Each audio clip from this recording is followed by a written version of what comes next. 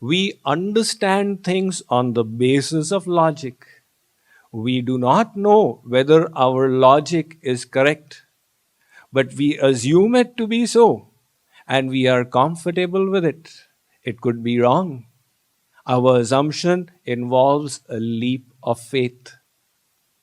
So, spirituality says that we are making a different assumption.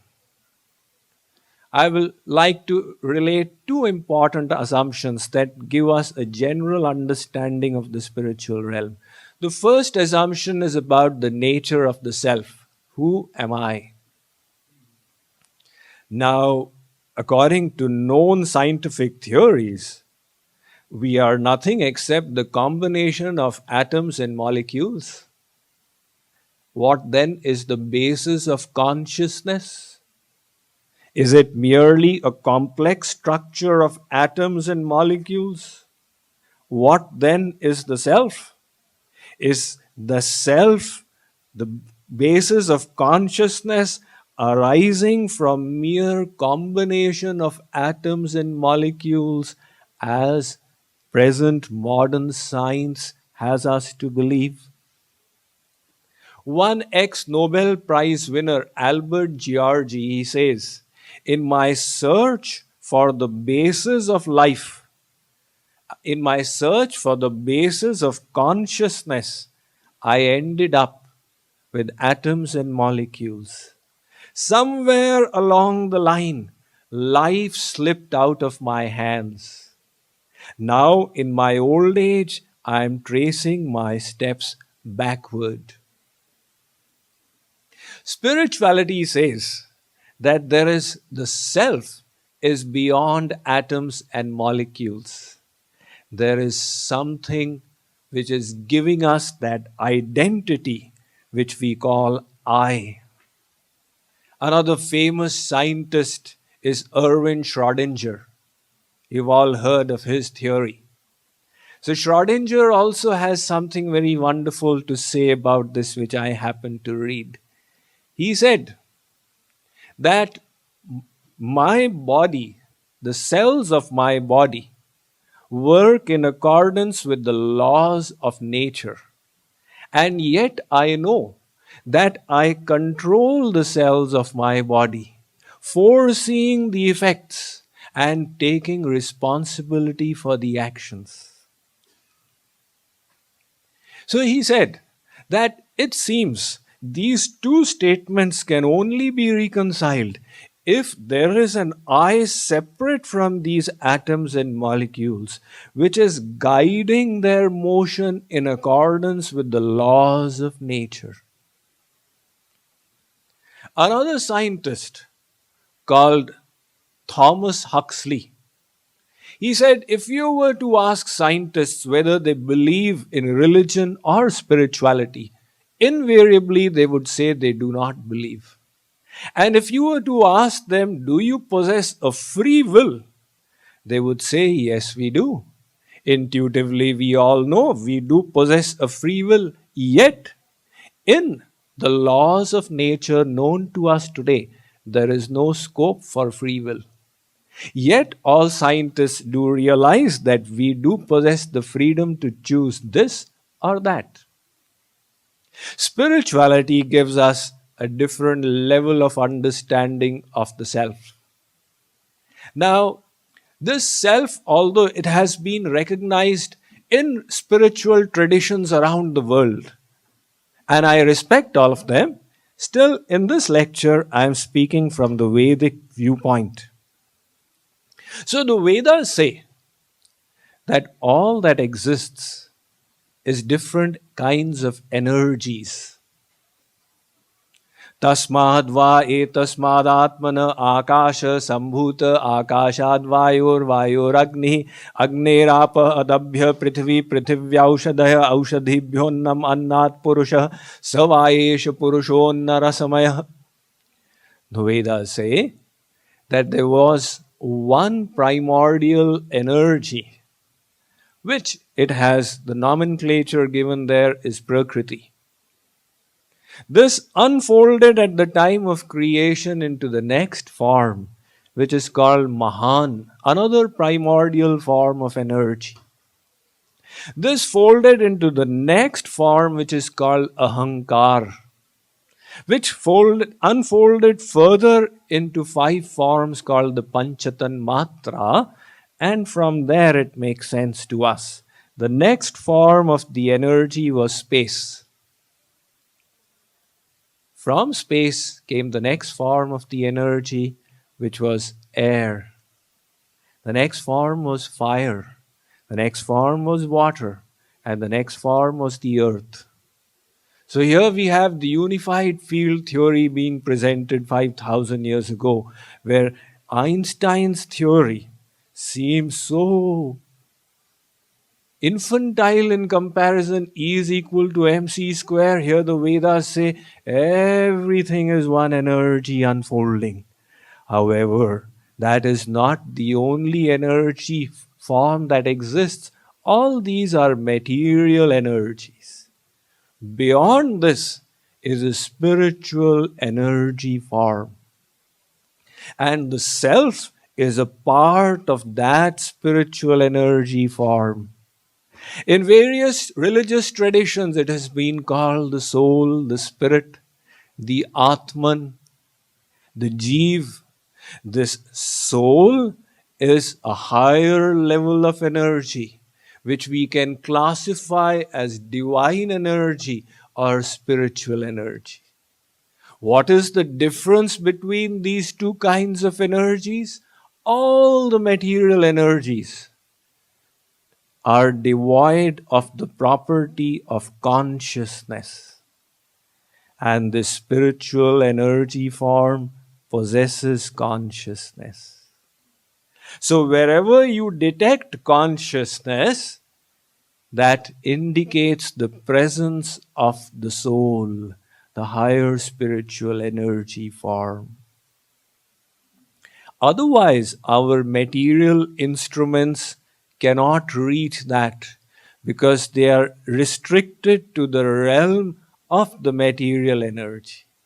However, it can be detected by its symptom, which is consciousness. As long as the soul is present in the body, this body possesses that quality of consciousness, every aspect of it. If I were to prick a thorn into somebody's finger, the person would cry, "Ah, what happened? I'm experiencing pain." So there is consciousness there. That consciousness is the indication of the presence of the soul. Once the soul has left, the body is again dead matter in a couple of minutes. Now, the hands, feet, all the cells, molecules, everything is there, but there is no longer any life present. So, the science of spirituality tells us that understand your real nature. You are not merely a huge set of atoms and molecules. You are a divine being. Swami Vivekananda, the first Swamiji to come from India to USA over 100 years ago, he had stated this. He said, "Thou art not bodies, thou art not matter. Thou art souls immortal, spirits blessed, free and eternal. Matter is your servant, and not you the servant of matter." So this is the first assumption of spiritual science, which is common to all the spiritual traditions of the world, the nature of the self. Now, there's a second assumption also that is made in many of the religious traditions. And again, I would explain this from the Vedic perspective. The second assumption is that this entire world has been created by an all-powerful, all-knowing creator, whom we could call God, or we could call Bhagavan. Somebody may argue, well, why is that assumption made? It does not seem logical to me. I would rather assume there is no God and develop my field of science accordingly.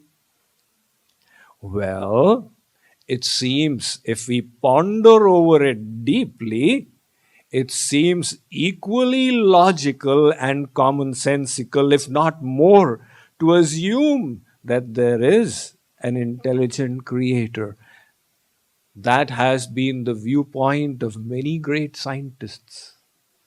Newton himself, he said, this most beautiful system of sun and stars, planets and comets could only proceed from the counsel and dominion of an all-powerful, all-intelligent being. The great Einstein, he said, try and penetrate the secrets of nature, and you will find that behind all the discerning concatenations, there remains something inconceivable, subtle, and intangible. Veneration for that force behind anything we know is my religion. So, spirituality makes this assumption, or let us say it is based on this foundation, that this creation has come about through the counsel and dominion of an all-intelligent being. Consider any object for that matter. I am speaking to you through this microphone. How was this microphone created? Somebody could say, Swamiji, the microphone was created through this treated metal and certain silicon chips, certain wires, plastics, various metals and elements. Really? Supposing I give you all these elements that have gone into a microphone, will you be able to make it? No, I'm sorry, I cannot. Why? Well, the raw material is required, but also the machines to make it are required. You need the foundry shop to give it the basic shape, the lathe machine to finish it off, and the various other factories. All right. So now to make a simple microphone, you need two things, the materials and the machines. Supposing we have both, will the microphone be made? Why not? There is no operator to operate those machines. You need the lathe man, the machine man, the person in the foundry shop. So you need somebody operating the machines. Now supposing we have an operator, that is still not a sufficient condition to make it. As the gentleman volunteered, if that machinist doesn't have the wisdom, his knowledge level is not high enough, he is still an apprentice, this part will still not be made. So you have the material, the machines, the person operating the machines. The person must also possess the knowledge to make it. You have 6 factors in making an ordinary little microphone. Supposing that person possesses the wisdom, now will it be made? Not necessarily. Walk into the microphone factory and tell them, are you making microphones today? No, right now we are having a lockout. There's a lockout going on between the labor, the workers and the management. So we know how to make it, but we have no desire to make it. Without the desire, the object was still not made. What if the desire exists? Will it now be made? Well, one person went for a holy bath in the river Ganges from the Silicon Valley. He accompanied me. So we reached the holy place called Prayag, We took off the clothes there, put on a towel. I stepped into the Ganges and I asked him, please come. He said, no. I said, what's the matter? You don't wish to bathe? Of course I wish to bathe. Then why aren't you coming in? The water is so cold. He has a desire, but he is not making the resolve. That brings in another factor. After the resolve is the effort. So many things go into making an ordinary microphone. Jnana janya bhaved ichha, ichha janya bhaved kriti, kriti janya bhaved cheshta, cheshta janya kriyochyate. The Nyaya Darshan, a scripture on logic, states that to make any object, these 6 things are vital. If we say this world has been created by itself automatically through nature, nature must possess these 6 attributes: knowledge, desire, endeavor, resolve. And if you say nature possesses these 6 attributes, what we call God is what you are calling nature. And if you say that nature is devoid of these attributes, then there is need for the all-powerful personality to create this world. When a little microphone like this requires a creator, what about the whole creation by itself? Is it more logical and commonsensical to assume that this was created by an explosion, or is it more logical to assume that it was created with an intellect? There was once a geography teacher. He taught his school students that this world got created automatically by a big bang, uncontrolled explosion, which resulted in matter flying out and then cooling down to create this world. In other words, we all are nothing but star dust. And he gave homework to the students. Please make a map of the planet Earth and bring it. Students endeavored in their own way, copying it from different atlases, free sketching it to the best of their abilities and imagination. One student was of a little philosophic bend.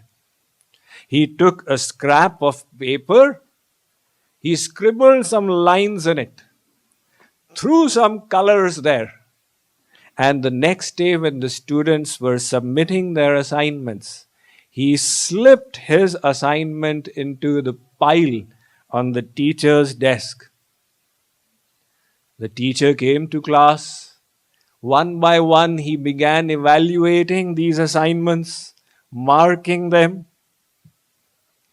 6 on 10, 7 on 10, 5 on 10, 9 on 10, until he came to that scrap. He got infuriated. Who has made this? He shouted. The whole class was silent. He said it again. Come on, tell me, whose handiwork is this? Everybody was still quiet. He said, if you do not own up for this, I will punish the whole class.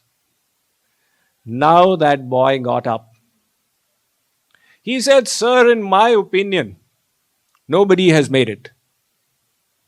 What do you mean? I think the paper flew and came onto your desk. The pencil flew and lines got scratched.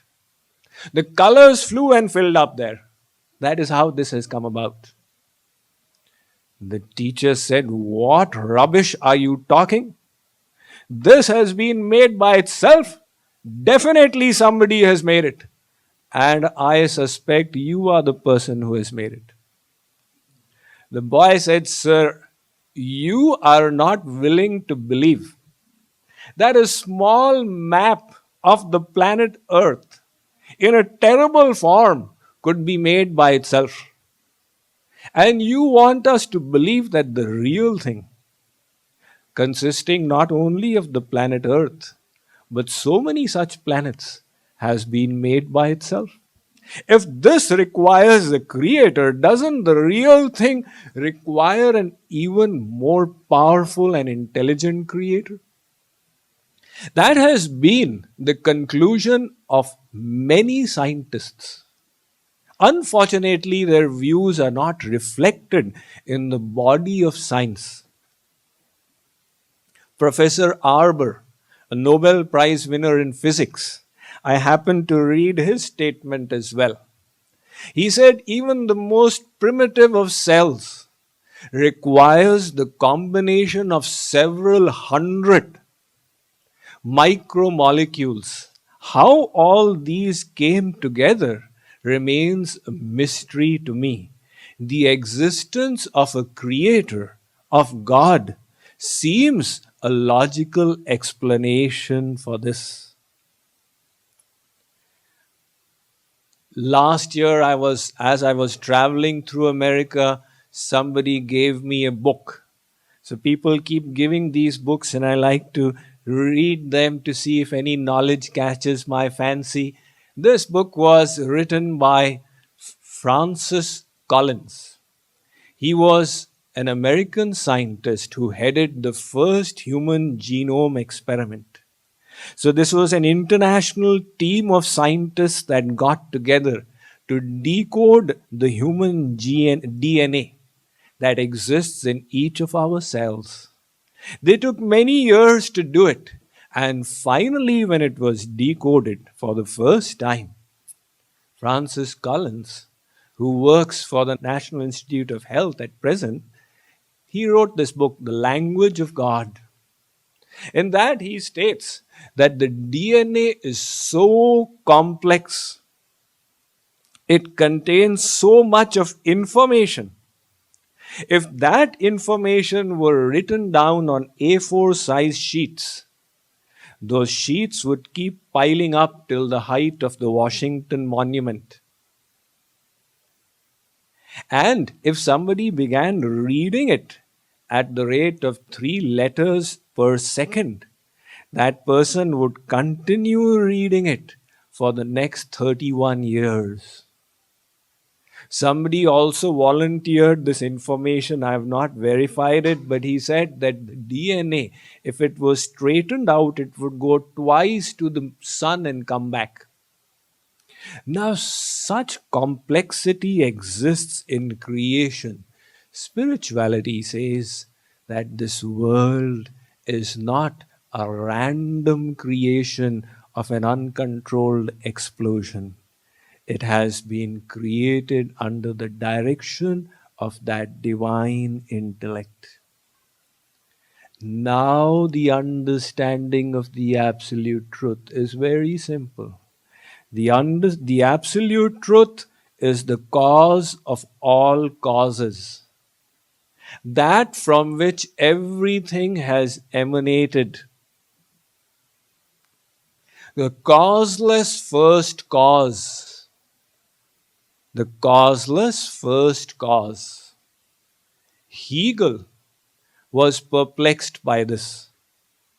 Hegel said, this present moment is the effect and the previous moment is the cause. So the previous moment has caused this moment. But the previous moment was the effect and the moment before that was the cause. So we have a chain of cause and effect which you can pull back. Now as you keep pulling this chain back, either you continue pulling till minus infinity, which doesn't make sense. It must have started somewhere. So wherever it started, there's a singularity at that point. You have a moment which was the cause of the next moment, but it had no cause for itself. So merely out of logic, Hegel concluded that there must be a causeless first cause. The Brahma Samhita says, Ishvaraha Paramaha Krishnaha Satchidananda Vigraha Anadiradir Govinda Sarva Karana Karanam The Supreme Creator is the cause of all causes. That is the absolute truth. And now we get a basis for ethics and morality as well. That Supreme Creator possesses innumerable attributes. And one of those attributes is his divine virtues, which we call the goodness of God, divine qualities, which all of us respect and are naturally drawn towards. All of us are drawn towards truthfulness. We all naturally like justice, kindness, compassion. Nobody can ever love falsehood. You may say, Swamiji, what do you mean by saying nobody can ever love falsehood? There is so much of falsity that exists in the world. There are so many people that say lies. They may be saying lies, but the person who says lies, if you lie to him, will he like it? He will object. Gang leader. The gang leader says, you lied to me. That gang leader also expects others to behave truthfully to him. From others, we want truthful behavior. We want behavior based on kindness and justice. We may cheat, but nobody should cheat with me. One thief, he stole from a house and came back home with that booty. He counted it with great delight. I've got so much today. And with great satisfaction, he went off to sleep. As luck would have it, at night, a thief entered his house. And he stole from there. The first thief, when he woke up and he found out there's been a theft in my house, he was furious. Who is this? Doesn't he know who I am? If I find him, I'll not leave him alive. I'll break his teeth. I'll break his head. Why are you getting so angry? You are a thief yourself. You should be happy your party has doubled. Earlier there was only one thief in the locality. Now there are two. No, I may steal from others, but nobody should steal from me. You see, internally, all of us, from others, we want behavior based on these divine qualities, based on virtues. Go to a jail and speak to these convicts sometime. Have any of you gone to jail? I have gone many times to give lectures, not to get admitted. So, there I have seen always in Indian jails. I have never visited American jails. They all have this intrinsic goodness in them, whatever crime they may have committed. And if you speak to them about the wonderful, inspiring qualities of truthfulness in such and such historical personality in an Indian history and such personalities, renunciation, etc., they all become inspired. It shows that all of us naturally love these divine qualities. What is the reason for this? Spirituality informs us these are the qualities of that Creator. They are the virtues of God. And our soul is a tiny part of that Almighty God. Just like a drop of water is a tiny part of the ocean, like a ray of light is a tiny part of the sun, we are all tiny parts of the Supreme Creator. The Bhagavad Gita again mentions this. Mamaivansho jivaloke jivabhutas sanatanaha. It states, all living beings in existence are tiny parts of God. And it is the nature of each part to be naturally drawn to whatever it's a part of, the source. That is nature. That is the gravitational force that Newton discovered. When the apple fell on his head, he was the first one to think, why is the apple falling down? And he stumbled across the law of gravitation. The earth is pulling its tiny part. Similarly, we are all tiny parts of God, and He is pulling us to Him. That pull is experienced in this attraction towards His natural qualities. So, all of us, irrespective of cultures, irrespective of places, we are naturally drawn to, we respect these divine qualities, and that gives us an absolute basis for ethics, for morality. Similarly, this urge for knowledge also gets explained. We all, I mentioned, have an intrinsic urge to know, to seek knowledge, which is very basic to our being. Why is this urge coming within all of us?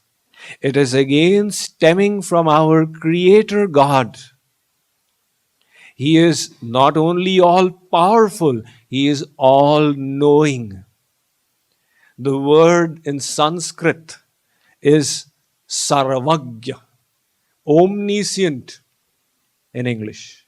The Vedas say, Yas sarvagya sarvavidyasya jnanamayan tapah.